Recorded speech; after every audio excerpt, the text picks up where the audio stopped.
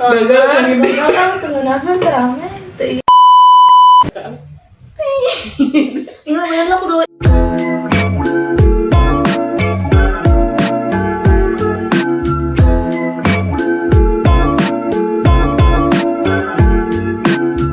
Assalamualaikum warahmatullahi wabarakatuh. Oke teman-teman, halo.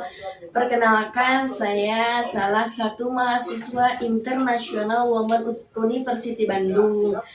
Nah, di sini saya akan memenuhi salah satu tugas, yaitu mata kuliah manajemen pemasaran.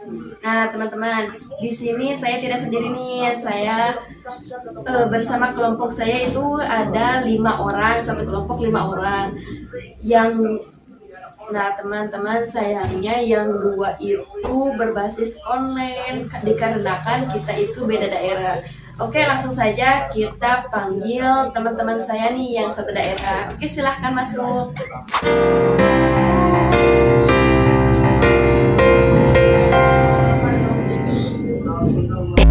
Apa kabar nih? Alhamdulillah. Ini kan ada 2 orang ya teman-teman. Yang 2-nya lagi itu dengan berbasis online ya teman-teman. Maaf dikarenakan kita itu beda daerah ya. Nah, perkenalkan, nama saya Pira Arpametia dengan NIM 2092309. Dan perkenalkan, di samping kanan saya Halo, saya Siti Naja dengan NIM 209230025. Dan teman saya, Hai, nama saya Mira Nurhayati dengan NIM 2092314. Nah, sekarang kalian udah tahu ya. Oke, kita langsung aja ya berdiskusi. Nah, di sini kita akan mendiskusikan salah satu produk yang lagi viral nih, teman-teman. Apa sih produknya? Nah, kita ini akan membahas produk Benings. Benings Indonesia. Iya, Benings Indonesia. Apa sih? Kan ya, dalam kehidupan itu ya, mau produk, manusia, atau apapun pasti mempunyai kelebihan dan kekurangannya ya. Nah, apa sih Kak Mira kelebihan dan kekurangan dari produk Benings ini? Ya, jadi keunggulan dan kelemahan dari produk Benings Indonesia. Yang pertama kita akan membicarakan tentang keunggulan dari produk Benings Indonesia. Yang pertama yaitu diformulasikan oleh dokter ahli kecantikan. Jadi produk ini dirancang oleh dokter ahli kecantikan yang kompeten. Yang lagi viral itu yaitu Dokter Oki Pratama ya. Oh iya. Yang kedua yaitu standar produksi yang tinggi. Benings Skincare diproduksi di pabrik dengan standar CPKB. Apa itu CPKB? Cara pembuatan kosmetik yang baik. Yang ketiga yaitu bersertifikat BPOM dan halal MUI. Jadi produk ini telah lulus uji BPOM dan memiliki sertifikat halal. Yang keempat yaitu pemenang World's Best in Skincare, yaitu produk ini telah meraih penghargaan Best in Skincare pada tahun 2019. Yang kelima yaitu rekor penjualan. Jadi produk Benings Skincare Indonesia itu telah terjual lebih dari 2 juta paket skincare dalam 1 tahun loh. wow. Mendapatkan penghargaan rekor Muri sebagai produk skincare dokter penjualan terbanyak di Emerson. Itu adalah keunggulannya. Kemudian Keunggulannya ya. Nah, tadi bagus ya, dari 2019 loh. Kan 2019 itu baru sampai sekarang kemarin baru, lah, termasuknya iya, kemarin ya. termasuknya kemarin kan ya, 2019. Baru-baru. Kenapa sih langsung viral gitu, banyak peminat? Nah, tadi kelebihannya nih, sekarang apa sih kekurangannya gitu kan? Ya, jadi kelemahan dari produk Benings ini yaitu harga. Jadi produk Benings Skincare cenderung lebih mahal dibandingkan dengan beberapa merek skincare lainnya. Yang kedua yaitu reaksi kulit individu. Setiap orang memiliki jenis kulit yang berbeda-beda. Beberapa orang mungkin mengalami reaksi alergi atau iritasi terhadap salah satu bahan dalam produk ini. Yang ketiga yaitu hasil yang berbeda. Efektivitas produk skincare dapat bervariasi tergantung pada kondisi kulit. kebiasaan perawatan, dan faktor lainnya. Beberapa orang mungkin melihat hasil yang signifikan atau bagus, sementara yang lain mungkin tidak. Yang keempat yaitu ketergantungan. Penggunaan produk skincare tertentu dapat membuat kulit menjadi tergantung pada produk tersebut. Jadi jika kamu berhenti menggunakan produk ini, kulit mungkin akan mengalami perubahan. Kurang lebihnya seperti itu sih kelemahan dan kelebihan dari produk Benings Indonesia ini. Oke.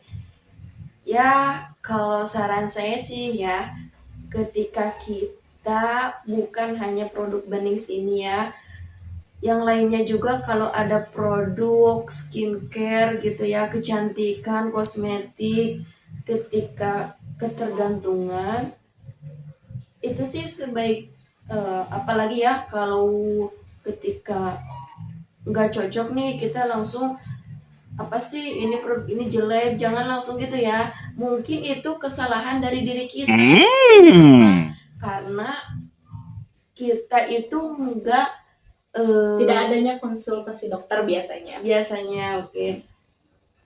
Lalu tidak ada konsultasi dokter, bisa jadi kita nggak lihat-lihat dulu dan kita nggak tahu apa sih yang dibutuhin wajah kita ketika produk yang dibeli kita itu, contohnya Benings ya. Ketika Benings nggak cocok nih, kelebihannya kan udah bagus nih. Nah, kenapa sih kita nggak menyesuaikan dengan kulit kita? Kalau kita nggak sesuai, mengapa menyalahi produknya gitu kan? Jadi kan kita harus tahu ya apa sih yang dibutuhkan wajah kita itu kan ya. Iya. Oke, selanjutnya saya akan tanya kepada Kakak Najah nih. Bagaimana peluang pasar produk Benings ini di Indonesia? Ya, yang pertama itu adalah pertumbuhan ekonomi. Seiringnya dengan pertumbuhan ekonomi, kesadaran masyarakat akan pentingnya perawatan kulit semakin meningkat. Yang kedua, peningkatan pendapatan per kapita. Semakin banyak orang yang memiliki pendapatan lebih tinggi, sehingga mereka sederhana lebih berinvestasi dalam produk perawatan kulit. Yang ketiga, kekayaan alam dan budaya. Indonesia memiliki kekayaan alam dan beragaman budaya yang menarik minat banyak pemain industri skincare. Yang keempat, sertifikasi BPOM dan halal. Produk Benings Skincare telah memiliki sertifikat BPOM dan halal dan memberikan kepercayaan kepada konsumen. Nah, begitu teman-teman. Oh iya. Jadi Ya sih peluang saat ini ya kan Indonesia sumber daya alamnya melimpah ya. Jadi Iya. kita harus manfaatkan ke dalam kecantikan, dalam sepeda motor kan. Jadi itu sangat peluang sekali gitu dengan sumber daya alam Indonesia yang melimpah. apalagi kan sekarang zaman modernnya, jadi kita itu lebih tahu nih, lebih tahu mana yang bagus untuk kulit kita. Salah satunya kan produk Benings gitu kan. Nah, oke, selanjutnya teman-teman kita akan bertanya kepada yang di sana nih. Saya bertanya nih, apa sih ancaman apa yang akan dihadapi terhadap produk ini? Perkenalkan, nama saya Aituti Syarifah dengan NIM 2092338. Di sini saya akan menjawab pertanyaan dari Kakak Pira. Oke? Yang pertama adalah perubahan kebijakan pemerintah. Ancaman pertama yang sering dihadapi oleh banyak perusahaan adalah perubahan kebijakan pemerintah. Misalnya, adanya perubahan regulasi atau kebijakan ekonomi yang dapat berdampak negatif pada operasional perusahaan. Hal ini dapat mengubah dinamika pasar secara instan dan berdampak signifikan pada bisnis. Yang kedua, persaingan yang ketat. Persaingan yang ketat juga menjadi ancaman yang harus diwaspadai.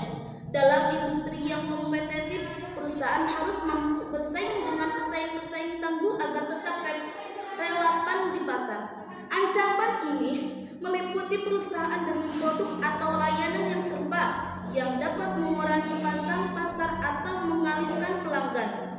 Yang ketiga, perkembangan teknologi. Perkembangan teknologi yang pesat dapat menjadi ancaman bagi perusahaan yang tidak siap mengikutinya. Contohnya adalah adanya teknologi baru atau inovasi yang membuat produk atau layanan yang Anda tawarkan menjadi usaha atau tidak relevan. Oleh karena itu, penting bagi perusahaan untuk tetap mengikuti perkembangan teknologi agar bisa bertahan dalam persaingan yang semakin ketat. Yang keempat, perubahan selera konsumen. Ancaman lain dalam analisis SWOT adalah perubahan selera konsumen. Konsumen dapat berubah preferensi mereka terhadap merek atau produk, yang dapat mengurangi minat mereka pada produk yang Anda tawarkan.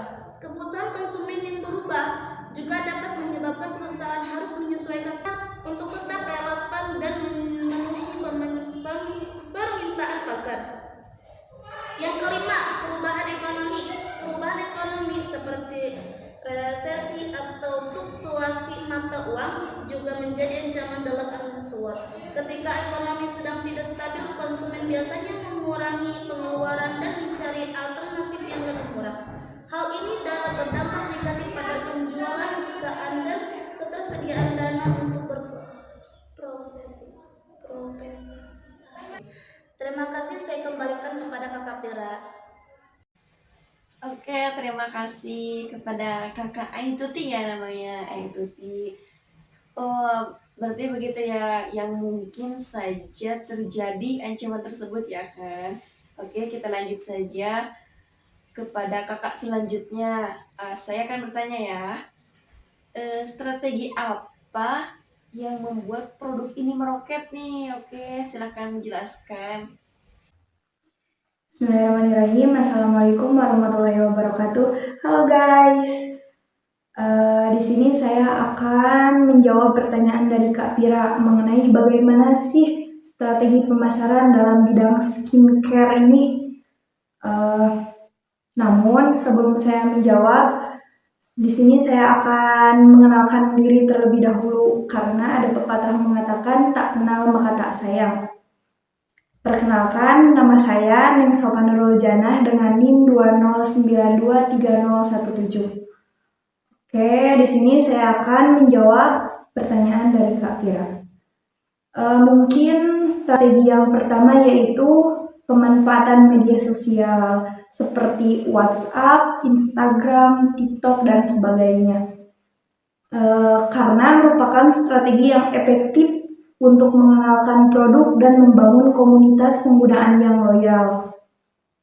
Jadi, pemanfaatan media sosial sangat baguslah untuk mengenalkan produk dan memperluas brand. Untuk memperkenalkan brand itu kepada masyarakat. Yang kedua yaitu membangun komunitas. Dan selanjutnya yaitu kerjasama dengan influencer. Endorsement dari influencer yang sesuai dengan target pasar dapat meningkatkan visibilitas merek. Pastikan influencer memiliki audiens yang relevan dengan produk.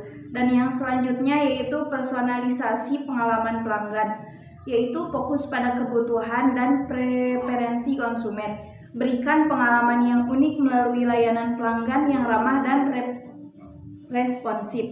Dan yang terakhir yaitu penekanan pada keberlanjutan dan etika, yaitu konsumen semakin peduli dengan produk yang ramah lingkungan dan etis.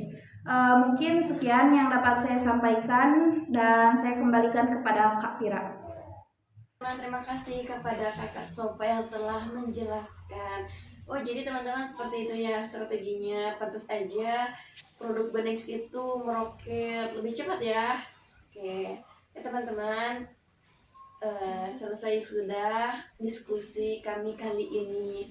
Terima kasih karena telah menonton video kami.